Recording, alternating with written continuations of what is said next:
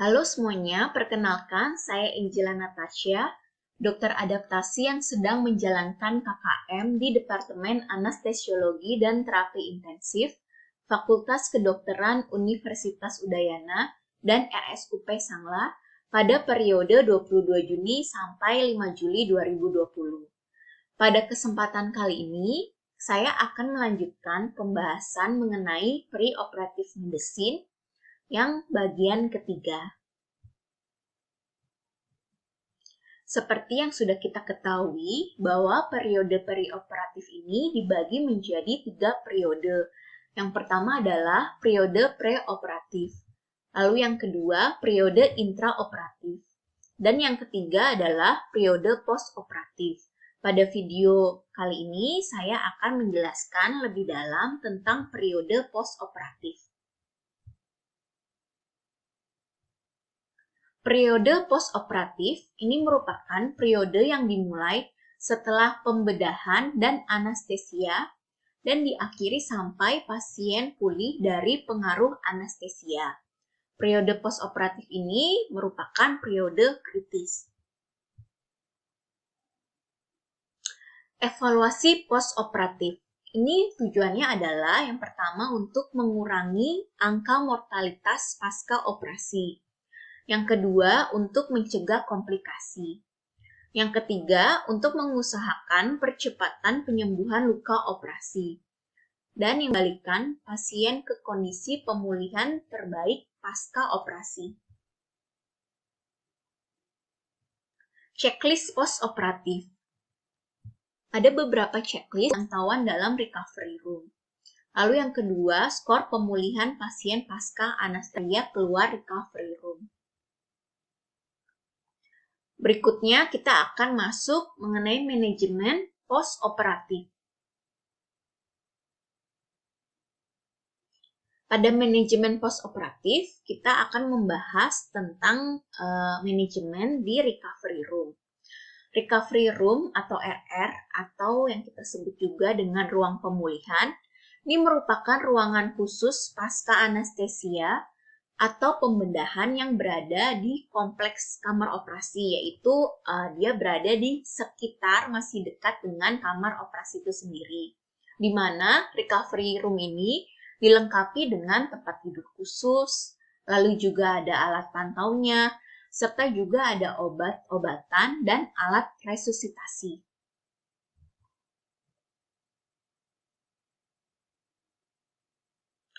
Nah, tujuan perawatan di dalam recovery room ini adalah yang pertama, untuk memantau pasien pasca operasi, lalu mengobati cepat dan tepat pasien dalam masalah respirasi dan sirkulasinya.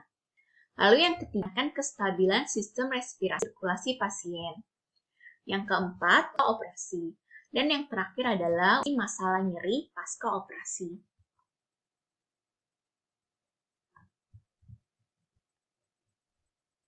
Berikutnya, kita masuk ke dalam pembahasan checklist yang pertama, yaitu pemantauan dalam recovery room.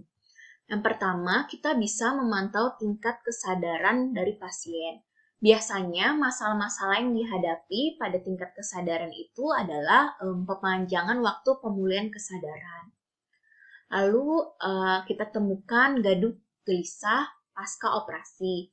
Gaduh gelisah ini biasanya kita temukan pada pasien anak, pada pasien dengan nyeri yang lalu pada pasien dengan hipoksia, lalu juga dengan pasien yang mengalami stres berlebihan.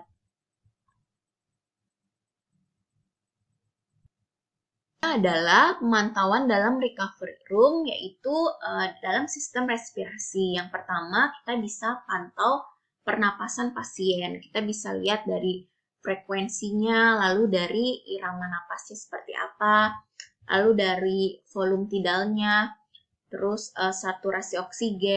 Nah, untuk masalah-masalah yang sering dihadapi pada sistem respirasi ini, salah satunya ada juga sumbatan jalan napas.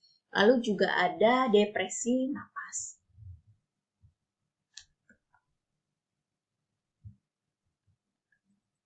Berikutnya, pemantauan dalam recovery room ini kita bisa memantau sistem sirkulasi. Yang pertama, kita bisa memantau tekanan darah. Biasanya yang terjadi adalah pasien bisa hipertensi pasca operasi, sebaliknya yaitu hipotensi pasca operasi. Lalu kita juga bisa pantau denyut nadi pasien. Bisa terjadi takikardia, bradikardia, atau distritmia.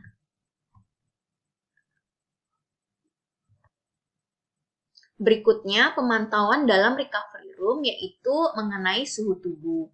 Pasien ini bisa mengalami hipotermi pasca operasi. Biasanya ini terjadi kondisi pasien misalnya jika pasien itu adalah seorang bayi atau juga orang tua. Lalu bisa juga disebabkan operasi yang dingin. Lalu juga disebabkan oleh cairan infus dan adanya transfusi darah. Lalu untuk hipertermi pasca operasi itu juga bisa terjadi akibat dari septikemia, juga bisa karena penggunaan obat-obatan. Contohnya obat atropin.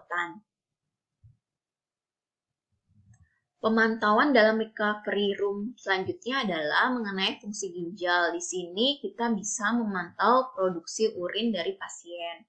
Lalu untuk fungsi saluran cerna, kita bisa memantau apakah bisa terjadi aspirasi, regurgitasi, atau jika pasien ini muntah. Lalu kita bisa juga memantau fungsi motorik pasien. Biasanya ini pada penggunaan obat pelempung otot, di mana akan bisa mempengaruhi fungsi respirasi pasien sehingga bisa terjadi hipoventilasi.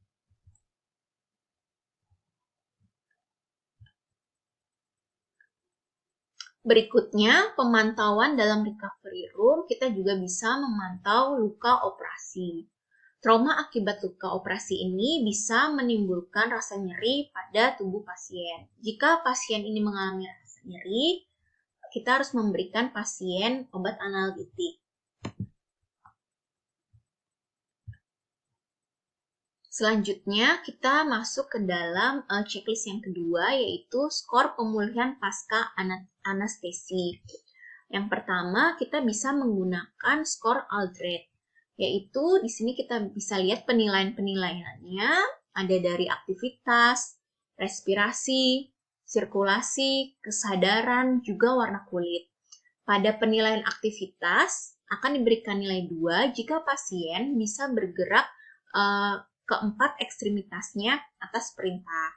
Lalu nilai 1 jika pasien bergerak 2 ekstremitasnya. Lalu nilai 0 jika pasien sama sekali tidak mampu bergerak. Lalu respirasi dapat nilai 2 jika pasien bisa nafas dalam dan batuk. Lalu nilai 1 jika pasien mengalami dyspnea atau usaha nafas yang terbatas. Dan nilai 0 jika pasien apnea. Untuk sirkulasi, kita bisa mengecek dari tekanan darahnya sama nilainya 2, 1, juga 0. Untuk penilaian kesadaran, jika pasien sadar penuh, dapat nilainya 2. Lalu jika pasien bangun jika baru dipanggil, itu adalah nilai 1. Dan jika pasien tidak ada respon, maka nilainya 0. Lalu untuk warna kulit, jika warna kulit pasien ini kemerah, maka nilainya 2. Jika warna kulit pasien ini pucat atau kuning, itu nilainya 1. Dan jika pasien ini mengalami sianosis, itu nilainya 0. Nah, pasien ini boleh pindah ke ruangan itu bila hasil penilaiannya ini kurang atau sama dengan 8 jika dijumlahkan semuanya. Berikutnya, kita juga bisa menggunakan skor Stewart untuk skor pemulihan pasca anestesi, dan ini dikhususkan untuk pasien anak-anak. Penilaiannya itu kita bisa lihat dari pergerakan, dari peran. Untuk penilaian pergerakan, jika gerakannya itu bertujuan, skornya adalah 2. Jika gerakan itu tak bertujuan, skornya 1. Dan jika tidak bergerak sama sekali, skornya 0. Untuk penilaian pernafasan, jika pasien anak ini batuk dan menangis, skornya 2. Jika pasien ini mempertahankan jalan nafas, nilainya 1. Dan jika pasien anak ini perlu bantuan, yaitu nilainya 0. Dan untuk penilaian tingkat kesadaran, jika pasien anak ini menangis, nilainya 2. jika bereaksi terhadap rangsangan nilai 1 dan jika tidak bereaksi ini nilainya 0. Yang berikutnya adalah skor pemulihan pasca anestesi menggunakan skor Bromwich. Biasanya ini digunakan jika pasien ini menggunakan spinal anestesi. Di sini kita bisa lihat adalah jika pasien ini dapat mengangkat tungkai bawah, dapat menekuk lutut tetapi dapat mengangkat kaki, itu nilainya 1. Yang ketiga, jika tidak dapat mengangkat tungkai bawah, tetapi masih dapat menekuk lutut, diberikan skor 2. Lalu yang terakhir, jika pasien tidak dapat mengangkat kaki sama sekali, itu skornya 3. Nah, pasien ini asal jika skornya ini kurang dari 2.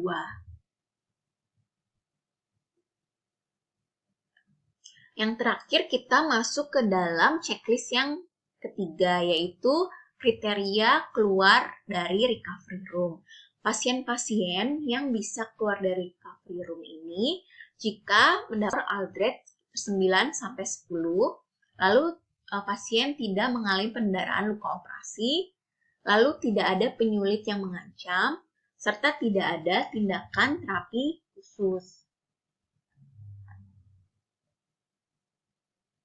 Dan untuk yang terakhir ini yaitu mengenai kriteria pemulangan pasien.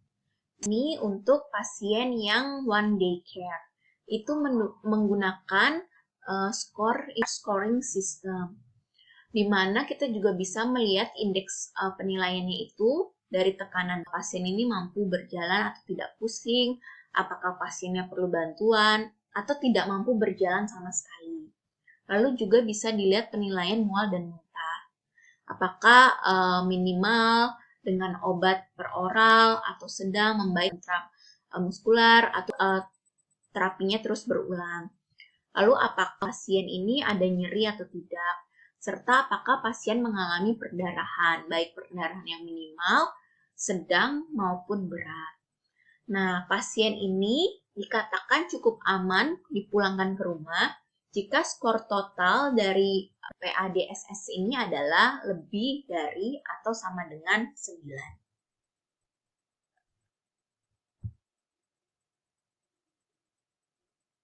Sekian presentasi saya mengenai preoperative medicine dari video bagian pertama yaitu preoperatif, yang kedua intraoperatif, dan yang ini adalah postoperatif. Semoga video ini bisa bermanfaat bagi setiap yang mendengarnya. Terima kasih.